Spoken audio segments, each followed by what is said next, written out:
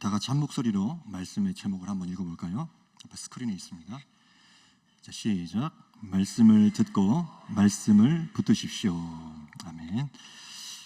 오늘 말씀을 보면 1절 말씀입니다. 흘러 떠내려가지 않도록 하라. 흘러 떠내려가지 않도록 하라. 이 말씀을 보시면서 홍수가 난 것을 한번 상상해 보시면 되겠습니다. 홍수가 나서 모든 것이 다 지금 떠내려갈 수도 있다. 이제 그런 말씀이죠. 마침 저도 이 말씀을 묵상하는데 오랜만에 문득 생각나는 일이 하나 있었어요. 1987년도에 저는 그때 국민 학생이었습니다. 그때 제가 살던 그 고향 논산에 아주 큰 홍수가 한번 났었습니다. 올 여름에 한번 각 지역에 홍수가 났다고 하는 그런 뉴스 기사를 접했을 때 그 일전에 일어났었던 홍수를 언급할 때 1987년 논산 지역의 홍수라는 것을 가끔가다 언급을 할 정도로 제가 살던 그 고향이 논산에서 그 당시 아주 큰 홍수가 한번 났었는데 그때 뚝이 무너지는 바람에 홍수가 났던 것이거든요. 근데 그때 제가 살던 집은 그 뚝으로부터 한 500m도 안 되는 그런 거리였습니다. 그래서 모든 것이 다 휩쓸려 갔고 우리 가족들이 겨우 몸만 빠져나오고 임시처소에서 지냈습니다. 그런데 저는 그 장면들을 제가 실제로 옆에서 본 것은 아닙니다. 왜냐하면 여름방학을 맞이해서 서울에 있던 저희 외가댁에 잠시 놀러 갔던 그 사이에 홍수가 난 것이었어요. 그래서 개학이 되자 이제 반 친구들을 다시 만났는데 여기저기서 이제 홍수가 났을 때 그 경험담들, 헬기가 위에 날아가는데 손을 막 흔들었더니 라면 박스를 떨어뜨려 주더라, 모포를 떨어뜨려 주더라, 그리고 아빠랑 뗏목을 만들어서 타고 다녔다, 그런 얘기를 하는데 저는 전혀 공감할 수가 없었습니다. 아무튼 그런 심각한 일이 있어서 집에 돌아와 보니까 살림살이 가재두고 다 휩쓸려가고 제가 이제 2학기 때 쓸 교과서도 다 휩쓸려가고 그래서 선생님께서 교과서를 아이들에게 새로 나누어 주셨던 그런 기억이 납니다. 아무튼 그때 대부분이 다 떼내려갔는데 어린 마음에도 참 멋지고 고마운 장면이 하나가 있었어요. 저희 집 옆에 아름드리 아주 큰 그 대추나무가 하나 있었는데 대추나무는 멀쩡하게 굳건하게 서 있던 것이었어요. 나무가 크고 또 뿌리가 깊게 내렸다 보니까 그렇게 홍수 속에서도 다른 것들은 다 떠내려가는데 그 나무 한 그루만큼은 그대로 그 자리를 지켜내고 있었던 것이죠. 그래서 다른 곳으로 이사를 갈 때까지 그때까지 대추 열매를 맛있게 따먹을 수가 있었어요. 오늘 말씀을 준비하는데 오랜만에 이제 그때가 생각이 나는 것이죠. 홍수가 생각이 나고 그리고 그 홍수 속에서도 뿌리에 붙들림 받아서 굳건하게 그 자리를 떠나지 않고 그 자리를 지켜냈던 대추나무가 생각이 났어요. 오늘 성경 말씀이 분명히 우리에게 경고의 메시지인데 우리 인생을 향한 성도의 인생을 향한 경고의 메시지라 볼 수 있는데 안심하면 안 된다라는 것이죠. 지금 네가 갖고 있는 구원의 확신도 구원의 열정도 신앙생활의 능력과 승리도 어느 순간 방심하다가는 다 떠내려갈 수 있다. 마치 홍수에 휩쓸리는 것처럼 구원의 확신, 구원의 그 감격, 뜨거움, 열정이라고 부르는 우리가 그 모든 것들 그런 것들이 어느 한순간 하는 순간에 휩쓸려 떠내려갈 수 있다. 그 말씀 앞에서 우리가 그렇게 흘러 떠내려가지 않기 위해서는 일단은 우리가 무엇인가에 붙들려 있어야만 한다는 말씀이에요. 우리가 어떤 무엇인가에 나의 영혼이, 나의 삶이 붙들려 있어야 된다. 그러니까 내가 순서가 참 미묘하고도 굉장히 중요한 순서라고 저는 보는데요. 내가 붙들고 있는 게 아니라 내가 붙들려 있어야만 한다는 거예요. 내가 주님을 붙든다는 것은 정말 당연한 사실이고 우리가 귀에 못이 박히도록 참 자주 들었던 사실이죠. 주님을 붙들라. 그런데 이보다도 더 앞서 중요한 것은 내가 주님으로부터 붙들려 있어야 된다는 사실이에요. 이게 더 먼저라는 것이죠. 그래서 붙들려 있어야 된다. 흘러 떠내려가지 않기 위해서는 주님께 붙들려 있어야만 한다. 떠내려가지 않기 위해서는 말씀에 붙들려 있어야 되고 주님께 붙들려 있어야 된다. 자, 이 근거가 같은 히브리서 말씀에 나와 있습니다. 한번 근거를 살펴보죠. 우리가 주님께 붙들려 있어야 되고 주님께 붙들려 있다는 것은 곧 말씀에 붙들려 있는 것이다. 이런 내용들을 한번 근거를 살펴보겠습니다. 히브리서 1장을 묵상하면서 깨닫는 것은 하나님이 나를 붙들고 있다는 것인데, 먼저는 1장 3절을 먼저 한번 보시죠. 1장 3절 스크린에 있습니다. 한번 읽어보실까요? 자, 시작. 그의 능력의 말씀으로 만물을 붙드시며. 자, 그분은 말씀으로 만물을 붙들고 계신 분이에요. 그러니까 하나님이 이 우주 만물과 이 우주 만물에 포함되어 있는 나를 붙들고 계세요. 그래서 나는 지금도 떠내려가지 않고 내 자리를 지킬 수가 있고 내 사명의 자리를 지켜낼 수가 있는 것이죠. 결코 이 말씀을 묵상하다 보면 내가 지금 내 힘으로 이 자리를 지켜내고 있는 것이 아니라는 것을 깨닫게 됩니다. 결단코 나의 의지로 내가 이 자리를 붙들고 있는 것도 아니고 나의 힘으로 여기까지 온 것도 아니고 나의 힘과 의지로 내 사명의 자리를 지켜내고 있는 게 아니라는 거예요. 그것은 사실 성경적인 관점이 아니에요. 내 의지로 무엇인가를 지켜낸다? 내 힘을 가지고서 내 사명을 끝까지 지켰다? 내 힘을 가지고서 내가 이 자리를 지켜냈다? 그것은 성경적인 관점은 아니에요. 내가 내 힘과 의지로 그 자리를 지킨 게 아니라 결국에는 돌이켜보니 주님이 나를 붙들고 계셨던 것이었어요. 주님이 나를 붙들고 계세요. 그러니까 내 힘으로, 사실상 내 힘으로 지켜낼 수 있는 것은 아무것도 없습니다. 성경 말씀을 보니까 내 힘과 의지로 지켜낼 수 있는 것은 아무것도 없습니다. 알고 보니까. 그래서 내 힘으로 믿음을 지켜내고 구원의 확신을 지켜내고 사명을 지켜내는 것이 아니었어요. 내가 이를 악물고 있다고 해서 그런 나의 인간적인 의지와 힘으로 그 모든 것들을 지켜낼 수 있는 것들이 아니었어요. 그래서 우주 만물의 이치, 이 우주 만물이 시작될 때의 이치가 그렇게 시작이 됐어요. 아까 우리가 읽었던 말씀과 같이 그의 능력으로 말씀을 붙드시며, 그러니까 하나님께서 말씀으로 이 우주 만물을 창조하셨고 창조하셨을 뿐만 아니라 지금까지, 태초로부터 지금까지 주님의 그 능력의 말씀으로 이 우주 만물을 붙들고 계세요. 여기서 이제 중요한 부분, 본질적으로 하나님은 이 우주 만물과 우리를 붙들고 계신다는 사실이에요. 붙들고 계신다. 만물을 붙들고 계시기 때문에 지금도 이 우주가 질서 있게 돌아가고 있어요.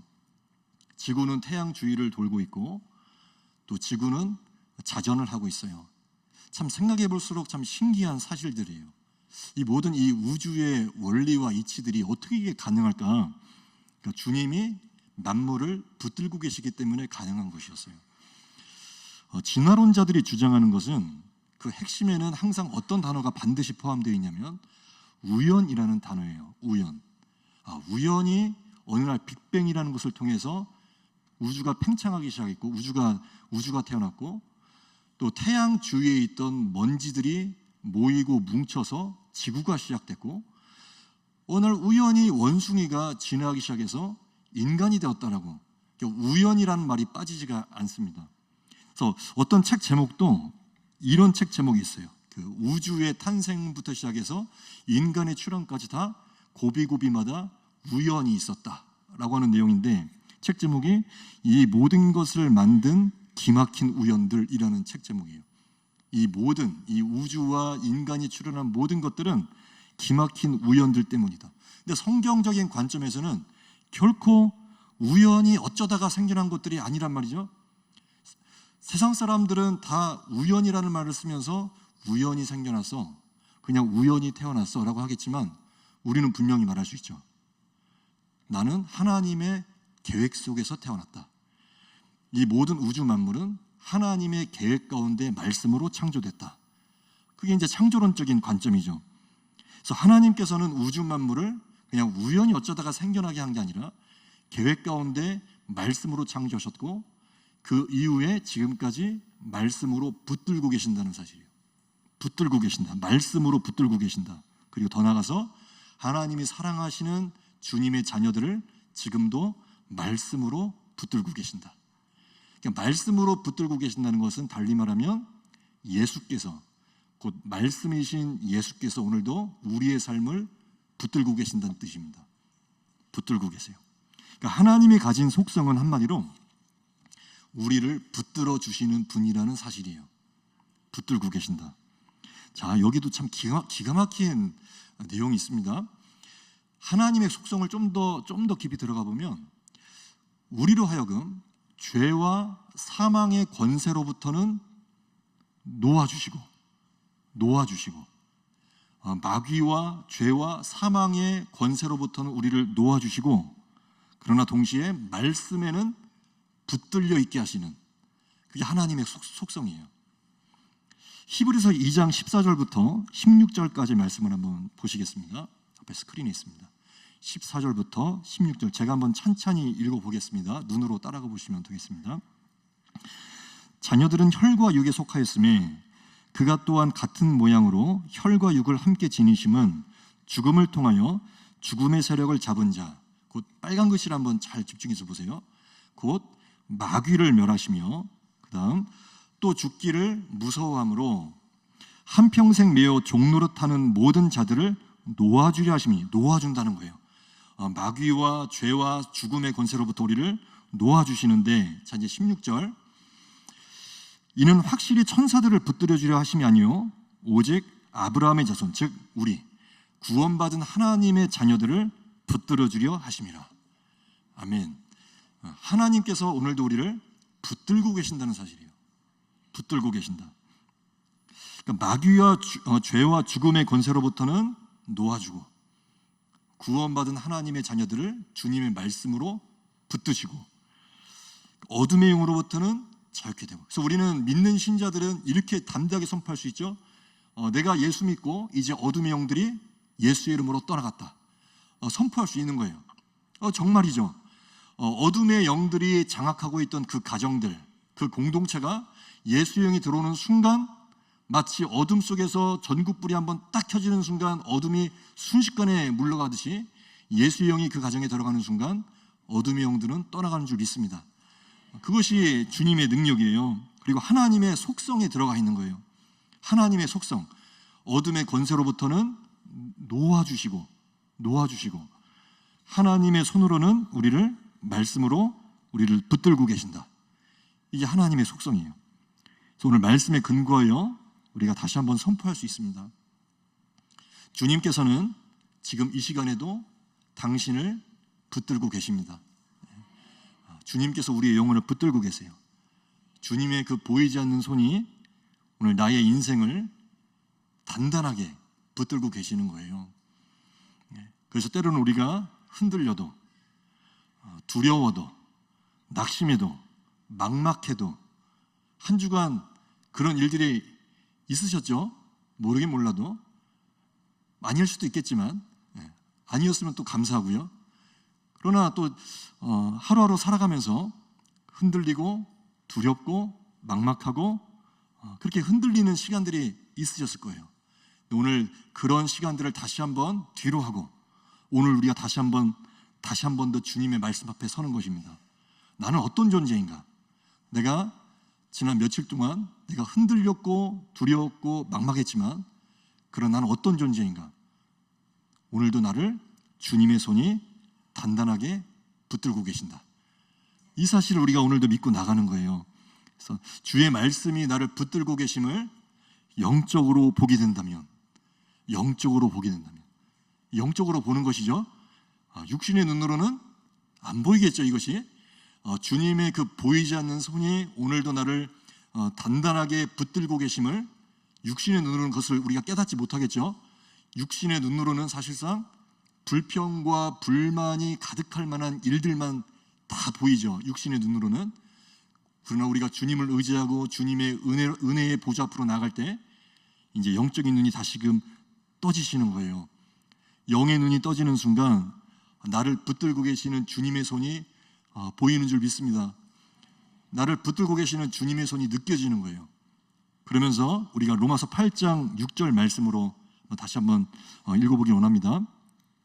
그 영적인 하나님의 손을 보는 순간 육신의 생각은 사라지고 영의 생각이 밀려오는데 로마서 8장 6절은 이렇게 말씀하셨어요. 육신의 생각은 사망이요 영의 생각은 생명과 평안이니라. 아멘. 주님의 손이 나를 붙들고 계심을 그렇게 깨닫는 순간 참 신기하게도 이 영의 생각이 들어오면서 주님께서 부어주시는 평강이 함께 들어옵니다. 영의 생각과 주님의 평강이 들어와요. 그러니까 주님이 말씀으로 주의 손으로 나를 붙들고 계신다면 이제 나의 입장에서 이제 내가 해야 할 역할이 있습니다.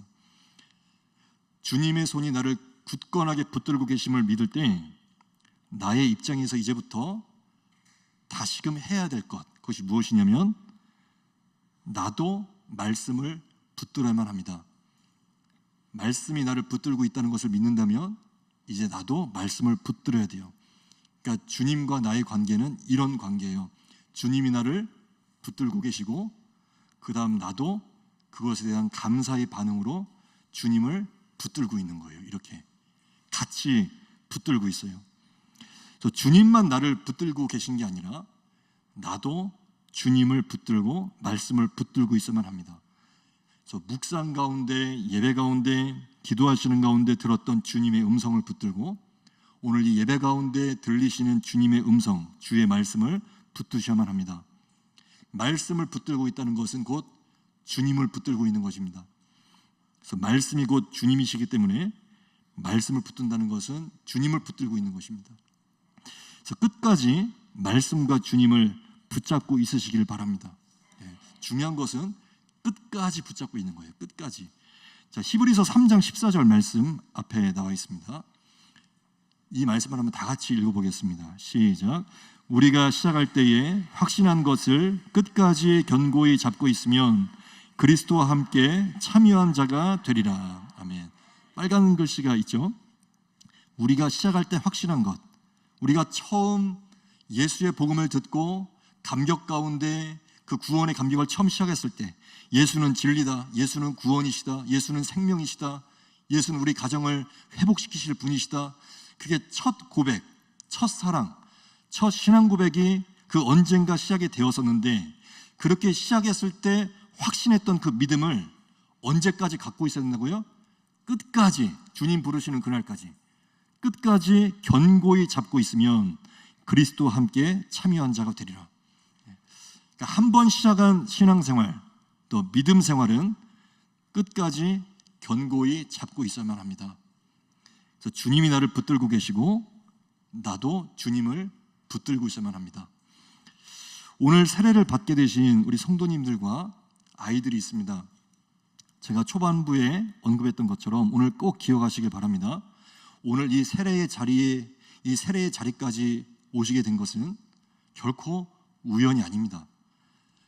내가 예수를 믿게 되었고 예수 믿는 가정이 되었고 또 믿는 부모님으로 인하여서 이 신앙의 고백이 나의 자녀들에게까지도 흘러내려가게 된 것이 이게 결코 우연이 아닙니다.